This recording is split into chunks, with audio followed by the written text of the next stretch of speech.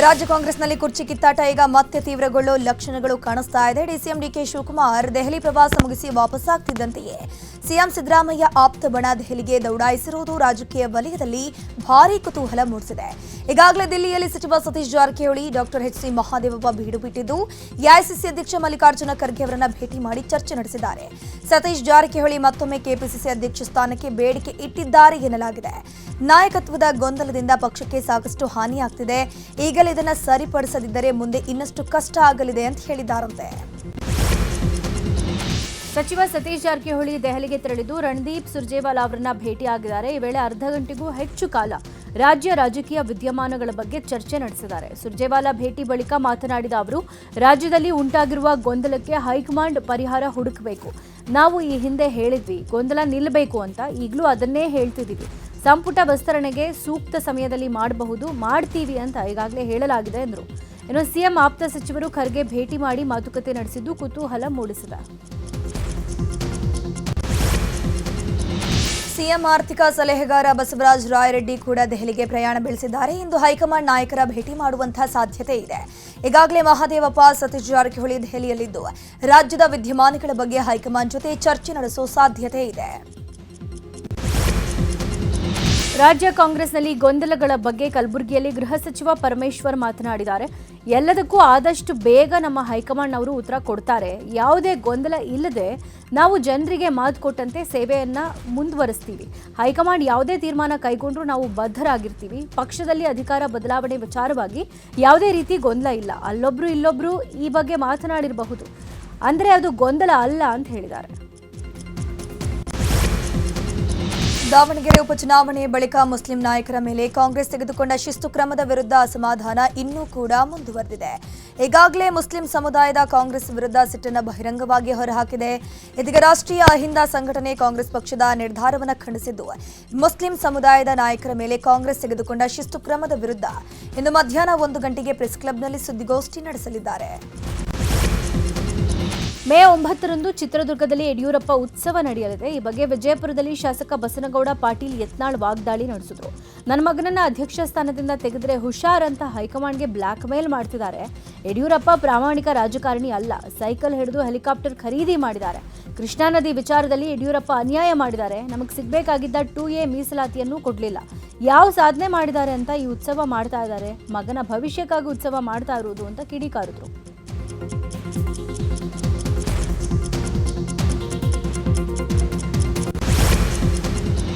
ಹಾವೇರಿ ಜಿಲ್ಲೆ ಶಿಗ್ಗಾವಿ ಹೊಸ ತಾಲೂಕು ಆಸ್ಪತ್ರೆ ಉದ್ಘಾಟನೆ ವೇಳೆ ಬಿಜೆಪಿ ಕಾಂಗ್ರೆಸ್ ಕಾರ್ಯಕರ್ತರ ಮಧ್ಯೆ ಗಲಾಟೆಯಾಗಿದೆ.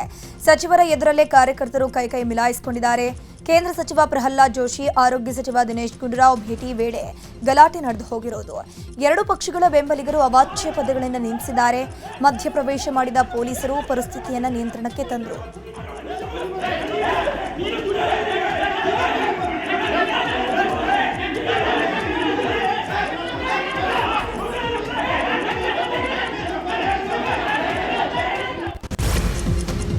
ಈಗ ಮಹಾಯುದ್ಧದ ಸುದ್ದಿಗಳು. ಇರಾನ್ ಅಮೆರಿಕ ನಡುವೆ ಯುದ್ಧ ನಿಲ್ಲೋ ಲಕ್ಷಣಗಳೇ ಕಾಣಿಸ್ತಾ ಇಲ್ಲ. ಷರತ್ತುಗಳನ್ನು ಹಾಕಿ ಸಂಧಾನಕ್ಕೆ ಕರೀತಾ ಇದ್ದ ಅಮೆರಿಕಾಗೆ ಇರಾನ್ ಕೌಂಟರ್ ಕೊಟ್ಟಿದೆ. ಸಂಧಾನ ಸಭೆ ಆಗಬೇಕು ಅಂದರೆ 3 ಷರತ್ತುಗಳಿಗೆ ಒಪ್ಪಬೇಕು ಅನ್ನುವ ಬೇಡಿಕೆ ಇಟ್ಟಿದೆ. ಮೊದಲನೇದು, ಅಮೆರಿಕ ಸೇನೆ ಇರಾನ್ ಮತ್ತು ಲೆಬನಾನ್ ಮೇಲೆ ನಡೆಸ್ತಾ ಇರುವಂತಹ ದಾಳಿಯನ್ನು ನಿಲ್ಲಿಸಬೇಕು ಅನ್ನೋದು. ಎರಡನೇದು, ಹರ್ಮುಜ್ ಜಲಸಂಧಿ ನಿರ್ವಹಣೆ ಬಗೆಗಿನ ಷರತ್ತು. ಮೂರನೇದು, ಎರಡೂ ಷರತ್ತುಗಳನ್ನು ಒಪ್ಪಿದ್ರೆ ಮಾತ್ರ ಪರಮಾಣು ವಿಷಯಗಳ ಬಗ್ಗೆ ಚರ್ಚೆ ನಡೆಸುವುದಾಗಿ ಇರಾನ್ ಹೇಳಿದೆ. ಇನ್ನು ಸಂಧಾನ ಮಾತುಕತೆಗೆ ಮಧ್ಯಸ್ಥಿಕೆ ವಹಿಸೋಕೆ ಪಾಕಿಸ್ತಾನಕ್ಕೆ ಅರ್ಹತೆ ಇಲ್ಲ ಅಂತ ಇರಾನ್ ಗುಡುಗಿದೆ. ಪಾಕಿಸ್ತಾನ ನಮ್ಮ ಉತ್ತಮ ಸ್ನೇಹಿತ, ಆದರೆ ಸಂಧಾನಕಾರರಿಗಿರಬೇಕಾದ ವಿಶ್ವಾಸಾರ್ಹತೆ ಪಾಕಿಸ್ತಾನಕ್ಕಿಲ್ಲ ಅಂತ ಇರಾನ್ ವಿದೇಶಾಂಗ ನೀತಿ ಆಯೋಗದ ವಕ್ತಾರ ಇಬ್ರಾಹಿಂ ಹೇಳಿದ್ದಾರೆ. ಎಕ್ಸ್ನಲ್ಲಿ ಪೋಸ್ಟ್ ಮಾಡಿರೋ ಅವರು, ಟ್ರಂಪ್ ಹಿತಾಸಕ್ತಿಯನ್ನ ಪರಿಗಣಿಸೋ ಪಾಕಿಸ್ತಾನ ಅಮೆರಿಕ ವಿರುದ್ಧ ಒಂದು ಮಾತನ್ನೂ ಆಡೋದಿಲ್ಲ ಅಂತ ಹೇಳಿದ್ದಾರೆ. ಇರಾನ್ನ ವಿದೇಶಾಂಗ ಸಚಿವ ಅಬ್ಬಾಸ್ ಜೊತೆ ರಷ್ಯಾದ ಅಧ್ಯಕ್ಷ ವ್ಲಾದಿಮಿರ್ ಪುಟಿನ್ ಮಾತುಕತೆ ನಡೆಸಿದ್ದಾರೆ. ಸೇಂಟ್ ಪೀಟರ್ಸ್ಬರ್ಗ್ನಲ್ಲಿ ಇರಾನ್ ವಿದೇಶಾಂಗ ಸಚಿವ ಅಬ್ಬಾಸ್ ಭೇಟಿಯಾಗಿ ಪುಟಿನ್ ಮಾತುಕತೆ ನಡೆಸಿದರು. ಇದೇ ವೇಳೆ ಪುಟಿನ್ ಇರಾನ್ನಲ್ಲಿ ಶೀಘ್ರದಲ್ಲೇ ಶಾಂತಿ ನೆಲೆಸುತ್ತೆ ಅಂತ ಸಚಿವ ಅಬ್ಬಾಸ್ಗೆ ಭರವಸೆಯನ್ನು ಕೊಟ್ಟಿದ್ದಾರೆ. ಇರಾನ್ ಅಮೆರಿಕ ಸಂಧಾನ ಚೌಕಾಸಿ ನಡುವೆ ಈ ಭೇಟಿ ಅತ್ಯಂತ ಮಹತ್ವವನ್ನು ಪಡ್ಕೊಂಡಿದೆ. ಅಮೆರಿಕ ಅಧ್ಯಕ್ಷರ ಔತಣಕೂಟ ಕಾರ್ಯಕ್ರಮದಲ್ಲಿ ಗುಂಡಿನ ದಾಳಿ ನಡೆದಿತ್ತು. ಆದರೆ ಈ ದಾಳಿ ಡೊನಾಲ್ಡ್ ಟ್ರಂಪ್ ಅವರ ಯೋಜಿತ ನಾಟಕ ಅಂತ ಚರ್ಚೆ ಆಗ್ತಾ ಇದೆ. ಟ್ರಂಪ್ ಆಡಳಿತದ ವೈಫಲ್ಯವನ್ನು ಮುಚ್ಕೊಳ್ಳೋಕೆ ನಡೆಸಿರುವಂಥ ಡ್ರಾಮಾ ಇದು ಅಂತ ಚರ್ಚೆ ಆಗ್ತಾ ಇದೆ. 2 ದಿನಗಳ ಹಿಂದೆ ವೈಟ್ ಹೌಸ್ನಲ್ಲಿ ಡಿನ್ನರ್ ಮೀಟಿಂಗ್ ನಡೀತಾ ಇದ್ದ ವೇಳೆ ಗುಂಡಿನ ದಾಳಿ ಆಗಿತ್ತು. ಆರೋಪಿಯನ್ನ ಭದ್ರತಾ ಸಿಬ್ಬಂದಿ ಬಂಧಿಸಿದ್ರು. ತಮ್ಮ ಹತ್ಯೆಗೆ ಯತ್ನ ಆಗಿರಬಹುದು ಅಂತ ಟ್ರಂಪ್ ಹೇಳ್ಕೊಂಡಿದ್ರು. ಈಗ ಇದೊಂದು ಪ್ರಾಯೋಜಿತ ದಾಳಿ ಅನ್ನುವಂಥ ವದಂತಿ ಹಬ್ಬಿದೆ. ಮಧ್ಯಪ್ರಾಚ್ಯ ಯುದ್ಧದ ಹಿನ್ನೆಲೆ ಲಂಗು ಲಗಾಮಿಲ್ಲದೆ ತೈಲ ಬೆಲೆ ಏರಿಕೆ ಆಗ್ತಾನೆ ಇದೆ. ಬೆಂಗಳೂರಿನಲ್ಲಿ ಶೆಲ್ ಪೆಟ್ರೋಲ್ ಬಂಕ್ಗಳಲ್ಲಿ ಪೆಟ್ರೋಲ್ ಡೀಸೆಲ್ ಬೆಲೆ ದುಬಾರಿ ಆಗ್ತಿದೆ.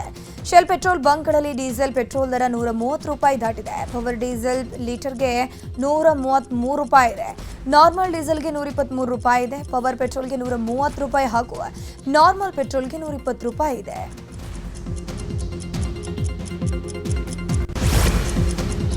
ರಾಜ್ಯದ ಪ್ರಮುಖ ಸುದ್ದಿಗಳು.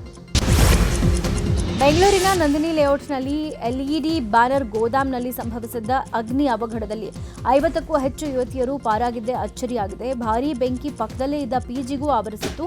ಭಯಗೊಂಡ ಯುವತಿಯರು ರೂಮ್ಗಳ ಕಿಟಕಿಯಿಂದ ಹಾರಿ ಪ್ರಾಣ ಉಳಿಸಿಕೊಂಡಿದ್ದಾರೆ. ಕಟ್ಟಡದಿಂದ ಹೊರಗೆ ಜಿಗಿದಿರೋ ದೃಶ್ಯ ಸಿಸಿಟಿವಿಯಲ್ಲಿ ಸೆರೆಯಾಗಿದೆ.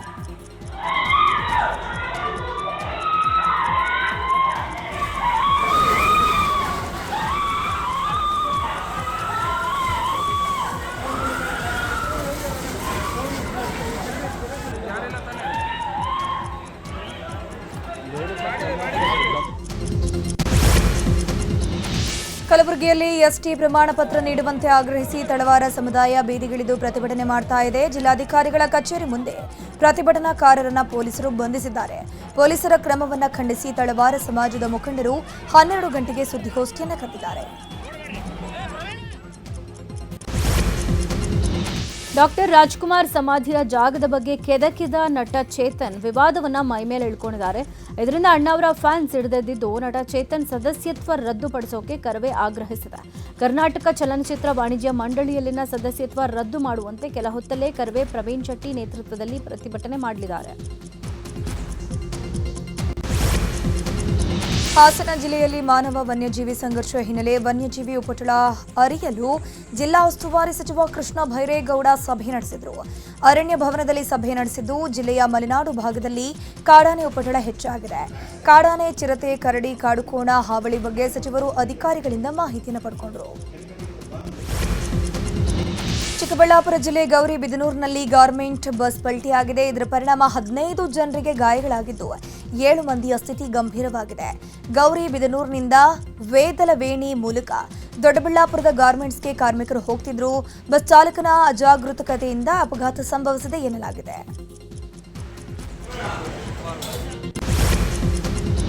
ಚಾಲಕನ ನಿಯಂತ್ರಣ ತಪ್ಪಿ ಕೆಎಸ್ಆರ್ಟಿಸಿ ಬಸ್ ಪಲ್ಟಿಯಾಗಿರೋ ಘಟನೆ ಚಿತ್ರದುರ್ಗ ಜಿಲ್ಲೆಯ ಚಳ್ಳಕೆರೆ ತಾಲೂಕಿನ ಹೆಗ್ಗೆರೆ ಬಳಿ ನಡೆದಿದೆ.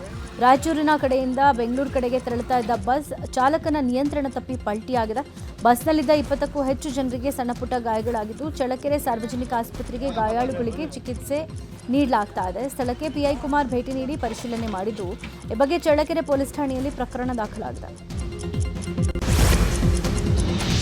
ಬಿಸಿಲ ತಾಪಮಾನಕ್ಕೆ ಕೊಪ್ಪಳ ತಾಲೂಕಿನ ಕಿನ್ನಾಳ ಮುದ್ಲಾಪುರ ಗ್ರಾಮದ ಬಳಿ ಇರುವಂತಹ ಹಿರೇಹಳ್ಳ ಮಿನಿ ಜಲಾಶಯ ಖಾಲಿಯಾಗಿದೆ. ನೀರಿಲ್ಲದೆ ಜಲಾಶಯದ ಒಡಲು ಬಿರುಕು ಬಿಟ್ಟಿದೆ. 1.67 ಟಿಎಂಸಿ ಸಾಮರ್ಥ್ಯ ಹೊಂದಿರುವಂತಹ ಹಿರೇಹಳ್ಳ ಜಲಾಶಯ ಬರಿದಾಗಿರೋದ್ರಿಂದ ಜಾನುವಾರು ನೀರಿಗಾಗಿ ಪರದಾಡುವಂತಾಗಿದೆ. ಇವತ್ತು ರಾಜ್ಯದಲ್ಲಿ ಬಹುತೇಕ ಎಲ್ಲಾ ಜಿಲ್ಲೆಗಳಲ್ಲಿ ಮಳೆ ಸಾಧ್ಯತೆ ಇದೆ ಅಂತ ರಾಜ್ಯ ಹವಾಮಾನ ಇಲಾಖೆ ಮಾಹಿತಿ ಕೊಟ್ಟಿದೆ. ಬೀದರ್, ವಿಜಯಪುರ, ಬಾಗಲಕೋಟೆ ಹೊರತುಪಡಿಸಿ ಎಲ್ಲಾ ಜಿಲ್ಲೆಗಳಲ್ಲಿ ಮಳೆ ಆಗಲಿದೆ. ಉತ್ತರ ಒಳನಾಡು, ಮಲೆನಾಡು, ಕರಾವಳಿಯಲ್ಲಿ ಸಾಧಾರಣ ಮಳೆಯಾಗಲಿದೆ. ಬೆಂಗಳೂರು, ಕೋಲಾರ, ಚಿಕ್ಕಬಳ್ಳಾಪುರ, ಬೆಂಗಳೂರು ದಕ್ಷಿಣ, ಮೈಸೂರು, ಚಾಮರಾಜನಗರ, ಮಂಡ್ಯ ಜಿಲ್ಲೆಗಳಲ್ಲಿ ಭಾರೀ ಮಳೆಯಾಗಲಿದ್ದು ಯೆಲ್ಲೋ ಅಲರ್ಟ್ ಘೋಷಿಸಲಾಗಿದೆ.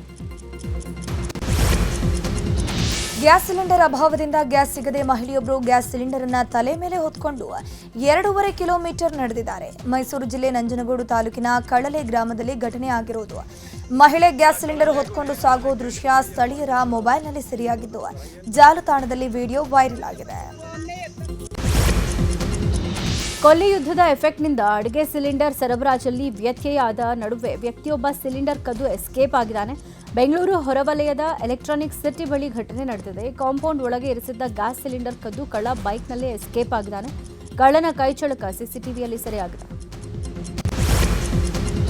ಉತ್ತರ ಕನ್ನಡ ಜಿಲ್ಲೆಯಿಂದ ಹಾದು ಹೋದಂತಹ ರಾಷ್ಟ್ರೀಯ ಹೆದ್ದಾರಿ ಅಗಲೀಕರಣ ಕಾಮಗಾರಿ ಆಮೆಗತಿಯಲ್ಲಿ ಸಾಗುತ್ತಿದೆ. ಅಲ್ಲದೆ ಕುಮಟಾ ತಾಲೂಕಿನ ಹೊನ್ಮಾವು ಬಳಿ ಸೇತುವೆ ಕಾಮಗಾರಿ ಅರ್ಧದಲ್ಲೇ ಬಿಟ್ಟು 4 ತಿಂಗಳಾಗಿದೆ. ಇದರಿಂದಾಗಿ ವಾಹನ ಸವಾರರು ಪರದಾಡ್ತಾ ಇದ್ದಾರೆ, ಕಿರಿಕಿರಿ ಅನುಭವಿಸ್ತಾ ಇದ್ದಾರೆ. ಈ ಬಗ್ಗೆ ಗಮನ ಹರಿಸದ ಅಧಿಕಾರಿಗಳ ವಿರುದ್ಧ ಸಾರ್ವಜನಿಕರು ಹಿಡಿಶಾಪ ಹಾಕ್ತಿದ್ದಾರೆ. ಬೆಂಗಳೂರು ದಕ್ಷಿಣ ಜಿಲ್ಲೆಯ ಚನ್ನಪಟ್ಟಣದಲ್ಲಿ ಸುಣ್ಣಘಟ್ಟ ಗ್ರಾಮದಲ್ಲಿ ಪುಂಡಾನೆ ಸೆರೆಯಾಗಿದ್ದು ಸುರಕ್ಷಿತವಾಗಿ ಕಾಡಿಗೆ ಪುಂಡಾನೆಯನ್ನ ರವಾನೆ ಮಾಡಲಾಗಿದೆ. ಅರಣ್ಯಾಧಿಕಾರಿಗಳ ಸಮ್ಮುಖದಲ್ಲೇ ಕಾಡಾನೆಯನ್ನ ಕಾಡಿಗೆ ರವಾನಿಸಿದ್ದು ಇದೇ ವಾರದಲ್ಲಿ ಮತ್ತೆ ಆನೆ ಕಾರ್ಯಾಚರಣೆ ಪ್ರಾರಂಭ ಆಗಲಿದೆ. ಚನ್ನಪಟ್ಟಣ ಭಾಗದಲ್ಲಿ ಕಾಡಾನೆಗಳ ಹಾವಳಿ ತಪ್ಪಿಸೋಕೆ ಮತ್ತೆ ಕಾರ್ಯಾಚರಣೆ ಮಾಡಲಾಗ್ತಾ ಇದ್ದು 5 ಕಾಡಾನೆಗಳ ಕಾರ್ಯಾಚರಣೆಗೆ ಅರಣ್ಯ ಇಲಾಖೆ ನಿರ್ಧರಿಸಲಾಗಿದೆ. ಈಗ ಕ್ರೈಮ್ ಲೋಕದ ಪ್ರಮುಖ ಸುದ್ದಿಗಳು.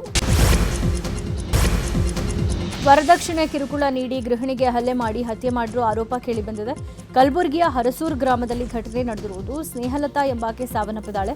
ಕಳೆದ 3 ವರ್ಷಗಳ ಹಿಂದೆ ಹರಸೂರು ಗ್ರಾಮದ ನವೀನ್ ಜೊತೆ ಸ್ನೇಹಲತಾ ಮದುವೆ ಆಗಿತ್ತು. ಗಂಡನ ಮನೆಯವರೇ ಕೊಲೆ ಮಾಡಿ ಆತ್ಮಹತ್ಯೆ ಅಂತ ಬಿಂಬಿಸ್ತಿದ್ದಾರೆ ಅಂತ ಸ್ನೇಹಲತಾ ಪೋಷಕರು ಆರೋಪ ಮಾಡಿದ್ದಾರೆ. ಧಾರವಾಡ ಜಿಲ್ಲಾ ಪಂಚಾಯಿತಿ ಸದಸ್ಯ ಯೋಗೀಶ್ ಗೌಡ ಕೊಲೆ ಪ್ರಕರಣದಲ್ಲಿ ಜೀವಾವಧಿ ಶಿಕ್ಷೆಗೆ ಗುರಿಯಾದ ಶಾಸಕ ವಿನಯ್ ಕುಲಕರ್ಣಿ ಈಗ ಹೈಕೋರ್ಟ್ ಮೆಟ್ಟಿಲೇರಿದ್ದಾರೆ. ಜನಪ್ರತಿನಿಧಿಗಳ ವಿಶೇಷ ಕೋರ್ಟ್ ನೀಡಿದ ಜೀವಾವಧಿ ಶಿಕ್ಷೆಯನ್ನು ಪ್ರಶ್ನೆ ಮಾಡಿ ಹೈಕೋರ್ಟ್ನಲ್ಲಿ ಮೇಲ್ಮನವಿ ಅರ್ಜಿ ಸಲ್ಲಿಸಿದ್ದಾರೆ. ಜೀವಾವಧಿ ಶಿಕ್ಷೆಯಲ್ಲಿ ಜಾಮೀನು ಹಾಗೂ ಶಿಕ್ಷೆಗೆ ತಡೆ ಕೋರಿ ಮಧ್ಯಂತರ ಅರ್ಜಿ ಸಲ್ಲಿಸಿದ್ದು ಕೆಲ ಹೊತ್ತಲ್ಲೇ ವಿನಯ್ ಕುಲಕರ್ಣಿ ಅರ್ಜಿ ವಿಚಾರಣೆ ನಡೆಯಲಿದೆ. ಬೆಂಗಳೂರಿನಲ್ಲಿ ಪತ್ನಿಯಿಂದಲೇ ನಿವೃತ್ತ ಡಿಜಿ ಓಂ ಪ್ರಕಾಶ್ ಕೊಲೆಯಾಗಿ ಇವತ್ತಿಗೆ ಬರೋಬ್ಬರಿ 1 ವರ್ಷವಾಗಿದೆ. 1 ವರ್ಷದಿಂದ ಜೈಲಲ್ಲಿರುವ ಆರೋಪಿ ಪಲ್ಲವಿಯನ್ನು ಇತ್ತೀಚೆಗೆ ನಿಯಂತ್ರಿಸುವುದೇ ಜೈಲು ಸಿಬ್ಬಂದಿಗೆ ದೊಡ್ಡ ಸವಾಲಾಗಿದೆ. ಅಧಿಕಾರಿ ಮತ್ತು ಸಿಬ್ಬಂದಿಗಳ ಮೇಲೆ ಸುಮ್ಮನೆ ಕಿರ್ಚಾಡಿ ಕೂಗಾಡ್ತಾರಂತೆ. ಕಳೆದ 2 ತಿಂಗಳಿಂದ ಮಾನಸಿಕವಾಗಿ ವಿಚಿತ್ರವಾಗಿ ವರ್ತಿಸುತ್ತಿದ್ದಾರಂತೆ. 15 ದಿನಕ್ಕೊಮ್ಮೆ ನಿಮಾನ್ಸ್ಗೆ ಕರ್ಕೊಂಡು ಹೋಗಿ ಚಿಕಿತ್ಸೆಯನ್ನು ಕೊಡಿಸಲಾಗ್ತಿದೆ. ಮಹಿಳೆಯೊಬ್ಬರ ಮಾಂಗಲ್ಯ ಸರ ಕಳವು ಮಾಡಿದ್ದ 2 ಆರೋಪಿಗಳನ್ನು ಶಿವಮೊಗ್ಗ ಗ್ರಾಮಾಂತರ ಪೊಲೀಸರು ಬಂಧಿಸಿದ್ದಾರೆ.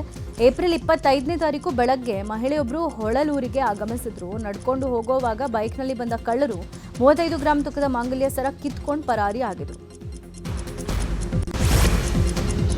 ಪ್ರಧಾನಿ ಮೋದಿ ಇವತ್ತಿನಿಂದ 2 ದಿನಗಳ ಕಾಲ ಉತ್ತರ ಪ್ರದೇಶ ಪ್ರವಾಸ ಕೈಗೊಂಡಿದ್ದಾರೆ. ಪ್ರಧಾನಿ ಮೋದಿ ವಾರಣಾಸಿಗೆ ಭೇಟಿ ಕೊಡ್ತಾ ಇದ್ದು ಇಡೀ ನಗರವನ್ನು ಅಲಂಕಾರ ಮಾಡಲಾಗಿದೆ. ಮೋದಿ ಆಗಮನ ಹಿನ್ನೆಲೆ ಬಂದೋಬಸ್ತ್ ಹೆಚ್ಚಳ ಮಾಡಲಾಗಿದೆ. ಸಂಜೆ 5 ಗಂಟೆಗೆ ಪ್ರಧಾನಿ ಮೋದಿ ವಾರಣಾಸಿಯಲ್ಲಿ ಮಹಿಳಾ ಸಮ್ಮೇಳನದಲ್ಲಿ ಭಾಗವಹಿಸಲಿದ್ದಾರೆ. ಈ ವೇಳೆ ಸುಮಾರು 6,300 ಕೋಟಿ ವೆಚ್ಚದ ಅಭಿವೃದ್ಧಿ ಯೋಜನೆಗೆ ಶಂಕುಸ್ಥಾಪನೆ ನೆರವೇರಿಸಲಿದ್ದಾರೆ. ಪ್ರಧಾನಿ ಮೋದಿ ಸಿಕ್ಕಿಂನ ಗ್ಯಾಂಗ್ಟಕ್ನಲ್ಲಿರುವಂತಹ ಆರ್ಕೆಡಿಯಂಗೆ ಇವತ್ತು ಭೇಟಿ ನೀಡ್ತಾ ಇದ್ದಾರೆ. ಪಾಲ್ಜೋರ್ ಕ್ರೀಡಾಂಗಣದಲ್ಲಿ ಸಿಕ್ಕಿಂನ 50ನೇ ರಾಜ್ಯೋತ್ಸವದ ಸಮಾರೋಪ ಸಮಾರಂಭದಲ್ಲಿ ಭಾಗಿಯಾಗಲಿದ್ದಾರೆ. ಅಲ್ಲದೆ 4,000 ಕೋಟಿಗೂ ಹೆಚ್ಚು ಮೌಲ್ಯದ ವಿವಿಧ ಅಭಿವೃದ್ಧಿ ಯೋಜನೆಗಳಿಗೆ ಚಾಲನೆ ಮತ್ತು ಶಂಕುಸ್ಥಾಪನೆ ಮಾಡ್ತಾರೆ. ಅಸ್ಸಾಂ ರಾಜ್ಯೋತ್ಸವದಲ್ಲಿ ಭಾಗಿಗೂ ಮುನ್ನ ಪ್ರಧಾನಿ ಮೋದಿ ಗ್ಯಾಂಗ್ಟಕ್ನಲ್ಲಿ ಮಕ್ಕಳೊಂದಿಗೆ ಫುಟ್ಬಾಲ್ ಆಡಿದ್ರು. ಈ ವೇಳೆ ಮಕ್ಕಳು ಖುಷಿಯಿಂದ ಪ್ರಧಾನಿ ಅವರೊಂದಿಗೆ ಆಟವಾಡಿದ್ರು. ಪ್ರಧಾನಿ ಫುಟ್ಬಾಲ್ ಆಡುವ ಫೋಟೋಗಳು ಸೋಷಿಯಲ್ ಮೀಡಿಯಾದಲ್ಲಿ ವೈರಲ್ ಆಗ್ತಿವೆ. ಆಂಧ್ರಪ್ರದೇಶದ ಸಿಎಂ ಎನ್ ಚಂದ್ರಬಾಬು ನಾಯ್ಡು ವಿಶಾಖಪಟ್ಟಣದಲ್ಲಿ ಗೂಗಲ್ ಕ್ಲೌಡ್ ಇಂಡಿಯಾ ಎಹೆಚ್ ಹಬ್ಗೆ ಶಂಕುಸ್ಥಾಪನೆ ನೆರವೇರಿಸಿದರು. ಕೇಂದ್ರ ಎಲೆಕ್ಟ್ರಾನಿಕ್ಸ್ ಮತ್ತು ಮಾಹಿತಿ ತಂತ್ರಜ್ಞಾನ ಸಚಿವೆ ಅಶ್ವಿನಿ ವೈಷ್ಣವ್ ಮತ್ತು ಅದಾನಿ ಡಿಜಿಟಲ್ ನಿರ್ದೇಶಕ ಜೀತ್ ಅದಾನಿ ಸೇರಿದಂತೆ ಹಲವು ಗಣ್ಯರು ಉಪಸ್ಥಿತರಿದ್ದರು.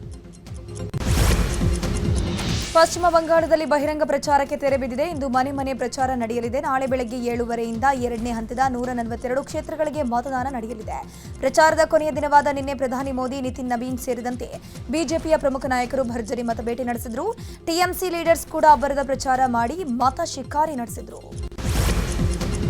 ತಮಿಳುನಾಡಿನ ತಿರುಚೆಂಡೂರು ಮುರುಗನ್ ದೇವಸ್ಥಾನ ಅಂತಲೇ ಪ್ರಸಿದ್ಧವಾಗಿರುವ ಸುಬ್ರಹ್ಮಣ್ಯ ಸ್ವಾಮಿ ದೇವಸ್ಥಾನಕ್ಕೆ ನಟ ಹಾಗೂ ಟಿವಿಕೆ ಮುಖ್ಯಸ್ಥ ದಳಪತಿ ವಿಜಯ್ ಭೇಟಿ ಕೊಟ್ಟಿದ್ದಾರೆ. ವಿಶ್ವರೂಪ ಸುಬ್ರಹ್ಮಣ್ಯ ಸ್ವಾಮಿಯ ದರ್ಶನ ಪಡೆದು ಪ್ರಾರ್ಥನೆ ಸಲ್ಲಿಸಿದ್ದಾರೆ. ತಮಿಳುನಾಡು ಮದುರೈನ ಮೀನಾಕ್ಷಿ ಅಮ್ಮನ್ ದೇವಸ್ಥಾನದಲ್ಲಿ ಭಗವಾನ್ ಸುಂದರೇಶ್ವರ ಹಾಗೂ ಮೀನಾಕ್ಷಿ ದೇವಿಯ ತಿರು ಕಲ್ಯಾಣಂ ಅದ್ದೂರಿಯಾಗಿ ನಡೆದಿದೆ. ವಿಶೇಷ ಕಲ್ಯಾಣ ವೀಕ್ಷಿಸಕ್ಕೆ ಸಾವಿರಾರು ಭಕ್ತರು ದೇವಸ್ಥಾನಕ್ಕೆ ಭೇಟಿ ನೀಡಿ ದರ್ಶನ ಪಡೆದರು. ಯುನೈಟೆಡ್ ಕಿಂಗ್ಡಮ್ನ ರಾಜ ಚಾರ್ಲ್ಸ್ ಮತ್ತು ರಾಣಿ ಕ್ಯಾಮಿಲಿಯಾ ಅಮೆರಿಕದ ಶ್ವೇತಭವನಕ್ಕೆ ಭೇಟಿ ಕೊಟ್ಟಿದ್ದಾರೆ. ಅಮೆರಿಕ ಅಧ್ಯಕ್ಷ ಡೊನಾಲ್ಡ್ ಟ್ರಂಪ್ ಹಾಗೂ ಪ್ರಥಮ ಮಹಿಳೆ ಮೆಲಾನಿಯಾ ಟ್ರಂಪ್ ಕಿಂಗ್ ಚಾರ್ಲ್ಸ್ ಹಾಗೂ ರಾಣಿ ಕ್ಯಾಮಿಲಿಯಾ ಅವರನ್ನು ಆತ್ಮೀಯವಾಗಿ ಸ್ವಾಗತ ಕೋರಿದ್ದಾರೆ. ದಕ್ಷಿಣ ಸುಡಾನ್ ರಾಜಧಾನಿ ಜುಬಾ ಬಳಿ ವಿಮಾನವೊಂದು ಪತನಗೊಂಡು 14 ಜನರು ಸಾವನ್ನಪ್ಪಿದ್ದಾರೆ. ಸಿಟಿಲಿಂಕ್ ಏವಿಯೇಷನ್ ನಿರ್ವಹಿಸುವ ಸೆಸ್ನಾ 208 ಕಾರ್ವಾನ್ ವಿಮಾನ ಇಲ್ಲಿಂದ ಜುಬಾಗೆ ಅಂತಾರಾಷ್ಟ್ರೀಯ ವಿಮಾನ ನಿಲ್ದಾಣಕ್ಕೆ ಹೋಗ್ತಿದ್ದ ವೇಳೆ ಸಂಪರ್ಕ ಕಳ್ಕೊಂಡು ಪತನವಾಗಿದೆ. ಈಶಾನ್ಯ ನೈಜೀರಿಯಾದ ಹಳ್ಳಿಯೊಂದರ ಮೇಲೆ ಇಸ್ಲಾಮಿಕ್ ಸ್ಟೇಟ್ ಉಗ್ರರು ದಾಳಿ ಮಾಡಿದ್ದು, ದಾಳಿಯಲ್ಲಿ 29 ಜನ ಸಾವನ್ನಪ್ಪಿದ್ದಾರೆ ಅಂತ ಅಲ್ಲಿನ ಅಧಿಕಾರಿಗಳು ತಿಳಿಸಿದ್ದಾರೆ. ಇಂಡೋನೇಷ್ಯಾದ ರಾಜಧಾನಿ ಜಕಾರ್ತಾಗೆ ಹೊಂದಿಕೊಂಡಿರುವಂತಹ ಬಿಕಾಸಿ ನಗರದಲ್ಲಿ ಭಾರೀ ರೈಲು ಅಪಘಾತ ಸಂಭವಿಸಿದೆ. 2 ರೈಲುಗಳು ಡಿಕ್ಕಿ ಹೊಡೆದ ಪರಿಣಾಮ 4 ಸಾವನ್ನಪ್ಪಿದ್ದು 38 ಮಂದಿ ಗಂಭೀರವಾಗಿ ಗಾಯಗೊಂಡಿದ್ದಾರೆ. ಸಾಮೂಹಿಕ ವಿವಾಹ ಸಮಾರಂಭದ ವೇಳೆ ಬಿರುಗಾಳಿ ಬೀಸಿ ನವಜೋಡಿಗಳು ಹೆದರಿ ಓಡಿರುವ ಘಟನೆ. ರಾಜಸ್ಥಾನದ ಟೋಂಕ್ನಲ್ಲಿ ಧಾಕಡ್ ಸಮುದಾಯ ಆಯೋಜಿಸಿದ್ದ 36 ಜೋಡಿಗಳ ಸಾಮೂಹಿಕ ವಿವಾಹ ಕಾರ್ಯಕ್ರಮದಲ್ಲಿ ನಡೆದಿದೆ. ಈಗ ಕ್ರೀಡಾಲೋಕದ ಸುದ್ದಿಗಳು. ಐಪಿಎಲ್ನ 19ನೇ ಆವೃತ್ತಿಯ 40ನೇ ಪಂದ್ಯದಲ್ಲಿ ಪಂಜಾಬ್ ಕಿಂಗ್ಸ್ ಹಾಗೂ ರಾಜಸ್ಥಾನ್ ರಾಯಲ್ಸ್ ತಂಡಗಳು ಮುಖಾಮುಖಿಯಾಗಲಿವೆ. ನ್ಯೂ ಚಂಡೀಗರ್ ಮೈದಾನದಲ್ಲಿ ಪಂದ್ಯ ನಡೆಯಲಿರುವುದು. ಪಂಜಾಬ್ ತಂಡ ಸರಣಿಯಲ್ಲಿ ಆಡಿರುವ 7 ಪಂದ್ಯಗಳಲ್ಲಿ 6ರಲ್ಲಿ ಗೆಲುವು ದಾಖಲಿಸಿದ್ದು ಅಂಕಪಟ್ಟಿಯಲ್ಲಿ ಅಗ್ರಸ್ಥಾನವನ್ನು ಕಾಯ್ದುಕೊಂಡಿದೆ. ನಿನ್ನೆ ನಡೆದ ಡೆಲ್ಲಿ ಕ್ಯಾಪಿಟಲ್ಸ್ ವಿರುದ್ಧದ ಪಂದ್ಯದಲ್ಲಿ ರಾಯಲ್ ಚಾಲೆಂಜರ್ಸ್ ಬೆಂಗಳೂರು ಟೀಮ್ 9 ವಿಕೆಟ್ಗಳ ಭರ್ಜರಿ ಗೆಲುವು ದಾಖಲಿಸಿದೆ. ರನ್ ಮಷಿನ್ ವಿರಾಟ್ ಕೊಹ್ಲಿ ಐಪಿಎಲ್ನಲ್ಲಿ 9,000 ರನ್ ಪೂರ್ಣಗೊಳಿಸಿದ್ದು ಈ ಮೈಲಿಗಲ್ಲು ಸಾಧಿಸಿದ ಮೊದಲ ಕ್ರಿಕೆಟಿಗ ಅನಿಸಿಕೊಂಡಿದ್ದಾರೆ.